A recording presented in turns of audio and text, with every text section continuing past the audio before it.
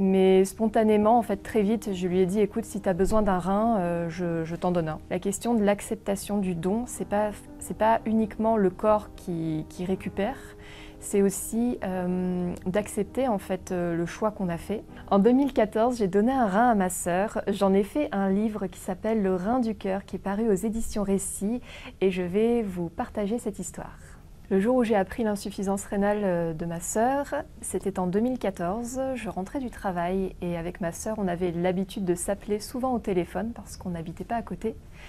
Et à l'occasion de nos discussions, où on se parlait de tout et de rien, de nos journées, elle m'a dit qu'elle avait eu les résultats de ses analyses pour ses reins et que ses reins étaient en stade terminal, c'est-à-dire en insuffisance rénale complète. L'insuffisance rénale, c'est un dysfonctionnement des reins, c'est-à-dire que les reins sont là dans notre corps pour servir de filtre. Ils filtrent nos déchets, ils ont un rôle aussi d'équilibrage au niveau des sels minéraux. Quand ils fonctionnent moins bien, on parle d'insuffisance, et une insuffisance en stade terminal, c'est à partir du moment où ils ne fonctionnent quasiment plus du tout. Ma sœur, à l'époque, avait 23 ans et j'en avais 29. Ma réaction immédiate quand elle m'a appris la nouvelle, déjà ça a été un grand blanc dans mon cerveau parce qu'il a fallu assimiler ces termes d'insuffisance rénale en stade terminal. C'est des termes que je n'avais pas l'habitude d'entendre, mais spontanément, en fait, très vite, je lui ai dit, écoute, si tu as besoin d'un rein, je t'en donne un. En fait, l'insuffisance rénale en stade terminal, ça conduit en fait à... Le corps ne peut plus évacuer ses déchets. Donc en fait, au bout d'un moment, les personnes, soit elles entament un parcours de dialyse à l'hôpital, c'est-à-dire qu'elles se rendent à l'hôpital et qu'il y a une machine qui remplace les reins et qui filtre le sang. Soit il y a une greffe issue d'une personne qui est décédée, une greffe de rein, mais il faut être sur liste d'attente et ça peut être parfois long, on peut attendre plusieurs années. Et à terme, si vraiment les personnes n'ont pas de solution, le risque c'est le décès. Alors ce qu'il faut savoir, c'est que les greffes rénales peuvent être réalisées de deux façons, donc soit par un donneur décédé, soit par un donneur vivant. Et en fait, les greffes rénales issues de donneurs vivants, on ne peut pas dire que ça attire beaucoup de monde. Je pense que c'est peut-être d'un point de vue, c'est peut-être quelque part encore tabou, ça fait peut-être beaucoup peur. Et en fait, sur toutes les greffes rénales qui ont lieu chaque année, il y en a environ 500 qui sont réalisées à partir d'un donneur vivant. Et donc ça représente environ 12% des greffes rénales réalisées chaque année. Alors mon entourage, c'était déjà mon entourage proche. Essentiellement mon papa et quelques amis qui m'ont soutenue mais qui n'ont pas voulu me mettre la pression, donc ils étaient très respectueux finalement de ma décision. Donc on en a parlé puisque je leur ai partagé mon choix, mon souhait de donner un rein à ma sœur, mais après on n'en a pas plus discuté que ça parce qu'ils ne voulaient pas que j'ai la pression ou que je me sente obligée de le faire. Au niveau de la loi, il y a un article du Code de la santé qui prévoit que tout le monde ne peut pas donner un rein de son vivant, un organe de son vivant. Pour donner un rein, il fallait soit que ce soit les parents de ma sœur, soit le frère ou la sœur, donc moi par exemple, soit un conjoint, une conjointe, soit quelqu'un qui peut justifier d'un lien stable et durable d'au moins 2 ans. Donc ça, c'est ce que dit la loi. Donc comme moi, je rentrais dans le cadre, j'étais sa sœur, j'ai pu entamer le parcours vers le don d'organes. Le parcours, quand il se met en route, à partir du moment où je décide de donner un rein à ma sœur, c'est déjà la première étape, c'est le test de compatibilité pour savoir, c'est une prise de sang qui m'a beaucoup impressionnée parce qu'il y avait 21 tubes à remplir lors de la prise de sang. Donc comme j'étais en bonne santé, je n'avais pas l'habitude de fréquenter les hôpitaux, donc c'était assez bouleversant, enfin bouleversant, ça pouvait faire peur en fait. Ça c'est la première étape. Et une fois qu'on a su qu'on était vraiment compatibles, parce que même si on est sœurs, on aurait pu ne pas l'être, il y a toute une série d'examens qui se mettent en place. J'ai passé des échographies, des scanners. J'ai vraiment été auscultée, vraiment examinée, plein de moyens différents pour savoir si vraiment le fait de donner un organe n'allait pas me causer plus de risques que le risque que je prenais déjà. C'est-à-dire qu'on vraiment, que ce soit d'un point de vue médical ou juridique ou éthique, tout le monde s'assure vraiment que le donneur de rein en l'occurrence, malgré le risque qu'il prend pour sa santé, parce qu'on entame notre capital santé, puisqu'on va bien et on va nous enlever un organe, on s'assure que malgré ça, on ne va pas risquer plus pour notre survie et notre futur en fait. Donc la première étape, c'était vraiment l'aspect médical. Et ensuite, il y a eu le passage devant un juge pour obtenir l'autorisation de donner un rein. Et ensuite, une visite devant un comité d'éthique qui était composé d'experts, psychologues, anesthésistes, qui a étudié mon cas et qui a validé mon souhait de donner un rein à ma sœur. Alors c'est à la fois long et rapide, le temps du parcours est à la fois long et rapide, c'est-à-dire qu'on a appris l'insuffisance rénale de ma sœur au mois de janvier et toutes les deux on a été opérées au mois d'octobre. Donc il s'est passé 9-10 mois. C'est à la fois rapide dans le sens où c'est quand même une grosse machine qui se met en route entre tous les étapes à passer.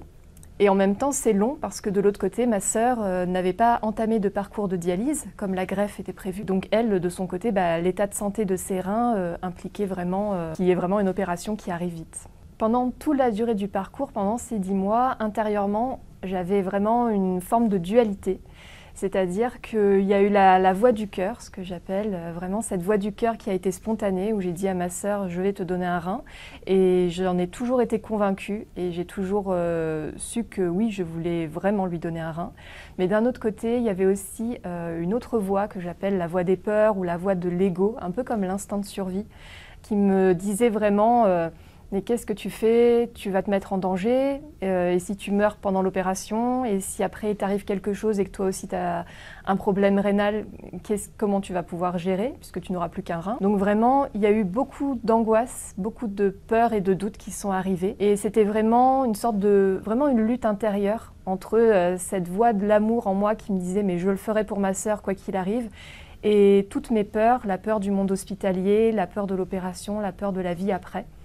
Qui étaient vraiment confrontée en fait. Pendant toute cette durée du parcours, au début j'ai cherché des témoignages, j'ai cherché un peu des articles sur le sujet pour voir ce qui se disait sur ce sujet. Et en fait, je n'ai pas trouvé grand-chose et j'ai vite arrêté de chercher. Je me suis vraiment mise dans une bulle.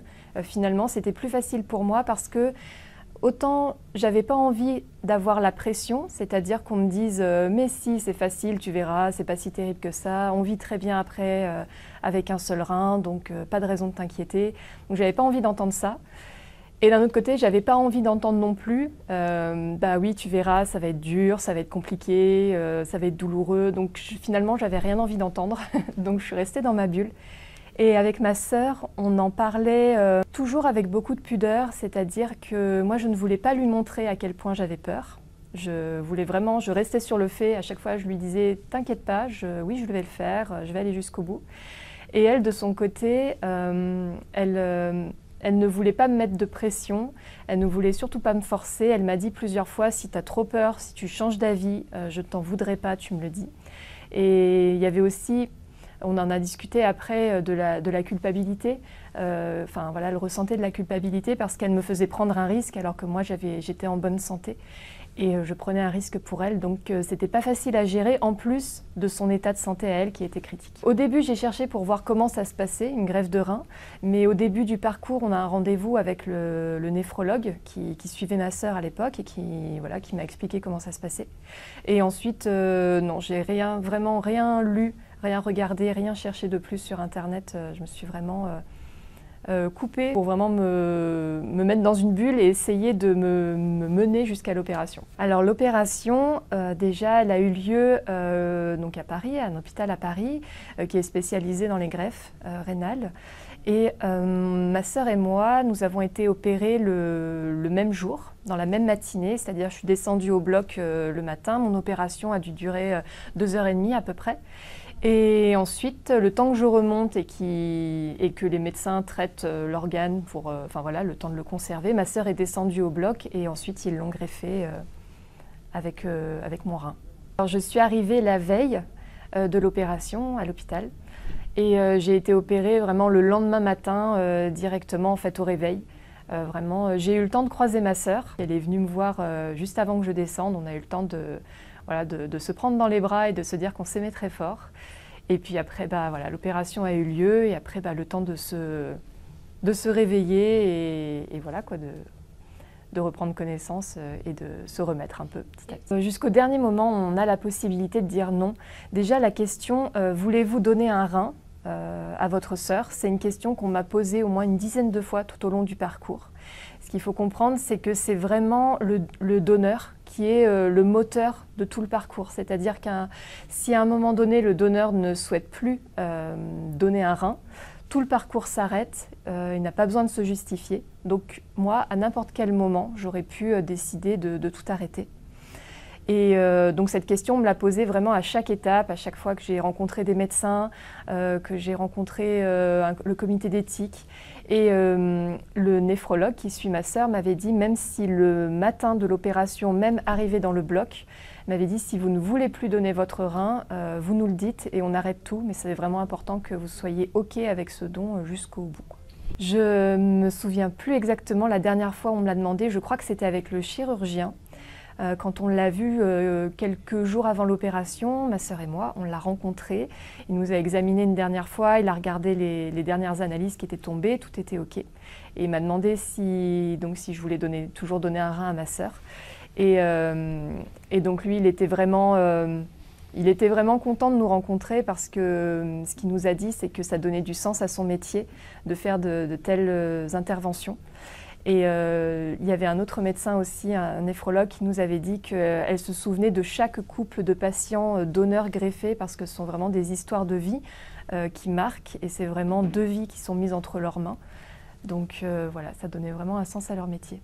Alors l'opération, elle a eu lieu dans mon cas par cœlioscopie, c'est-à-dire que j'ai pas eu d'incision directement dans le dos, enfin au niveau des reins. J'ai eu une incision juste l'espace de passer du matériel en fait médical. Et en fait les médecins sont allés récupérer mon rein avec leurs instruments. Ils l'ont ramené au niveau de ma paroi ventrale et ensuite ils ont juste ouvert, incisé au niveau du ventre de manière verticale, juste pour sortir le rein et refermer ensuite. Pour m'en remettre ensuite, il y a eu deux façons de guérir et de m'en remettre. La première, c'est déjà de s'en remettre physiquement. Donc ça, après la greffe, j'ai eu un arrêt d'1 mois. J'aurais pu prolonger si j'avais souhaité, moi je ne l'ai pas prolongé. J'avais envie de passer à autre chose. Et puis je me sentais à peu près capable de retourner travailler à l'époque. Donc il y a d'un point de vue physique le fait de se remettre en forme. En fait les médecins m'avaient dit ma sœur est malade et on va lui donner un organe tout neuf, donc elle va ressortir vraiment, sa santé va s'améliorer d'un seul coup, alors que moi j'étais en bonne santé et on m'enlève un organe. Donc il fallait que le corps encaisse vraiment physiquement ce choc. Donc ça a pris plusieurs semaines, voire plusieurs mois dans mon cas. Parce que j'avais des douleurs aussi liées, je pense, à une très grosse angoisse et un très gros stress qui avait duré pendant près de 10 mois.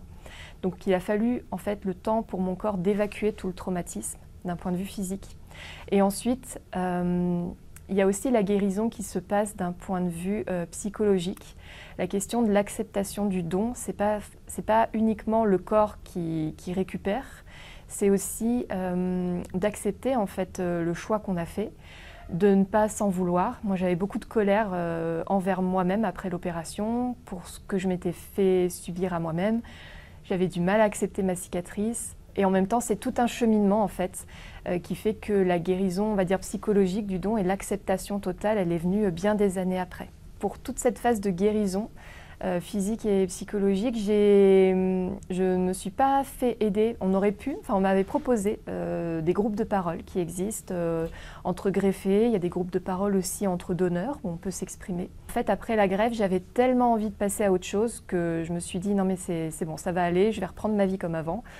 Et en fait, du coup, ça m'a quand même conduit à tout un cheminement intérieur où vraiment finalement c'est venu, où j'ai trouvé les solutions par moi-même pour aller mieux et notamment l'écriture. Cette greffe, elle a remis en question beaucoup de choses parce que je me suis posé des questions par rapport à ma santé, à mon avenir et c'est venu toucher vraiment des questions même existentielles, à savoir est-ce que j'avais fait les bons choix dans ma vie, est-ce que là où j'en étais ça correspondait à qui j'étais vraiment. Et en fait, j'ai fait une reconversion professionnelle, j'ai quitté le milieu juridique dans lequel j'étais. Je suis revenue à mes premières amours qui étaient les arts, notamment l'écriture et le dessin. Et du coup, je me suis reconvertie dans ce domaine et le premier livre que j'ai écrit est un livre justement qui retrace l'aventure de cette greffe. Ce livre s'appelle Le Rein du cœur, il est publié aux éditions Récit. C'est un roman autobiographique qui est illustré, donc j'en ai fait les illustrations.